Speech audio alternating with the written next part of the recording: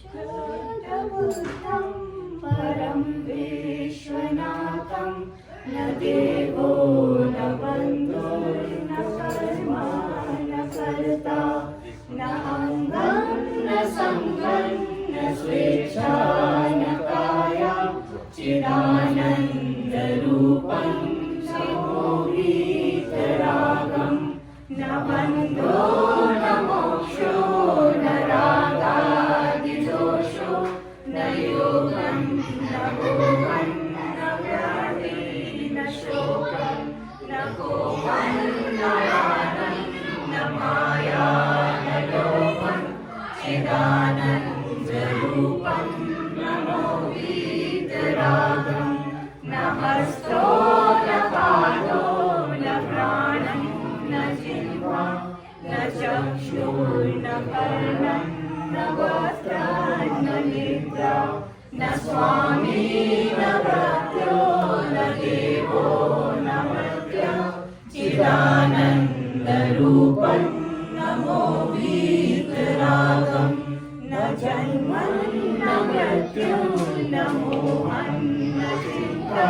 न शूद्रं न भीतो न पाशं न तन्त्रा न स्वेदं न भेदं न वर्णं न मुद्रा चिदानन्दरूपं नमो वीतरागं त्रिखण्डे त्रिखण्डे हरे विश्वनाथं ऋषिकेश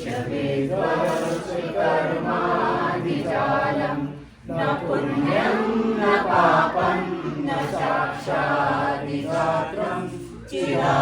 चिदानन्दरूपं नमो वीतरागं न बालो न गर्भो न तुच्छो न मूढो न स्वेदं न वेदं न मूर्तिं न देहा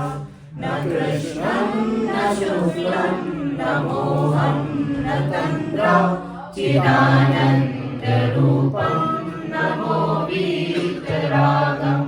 न आद्यं न मध्यं न अन्तं न चान्त्यं न द्रव्यं न क्षेत्रं न कालो न भावं न शिष्यो गुरुणार्पिणीनं न दीनं चिदानन्दरूपं नमो वीतरागम् इदं ज्ञानरूपं स्वयं तत्त्ववेदी न पूर्णं न शून्यं न चेतं स्वरूपं न चान्यो न भिन्नं न परमार्थमेकं चिदानन्दरूपं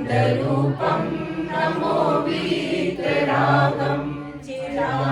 चिदानन्दरूपं नमो वीतरागं चिदानन्द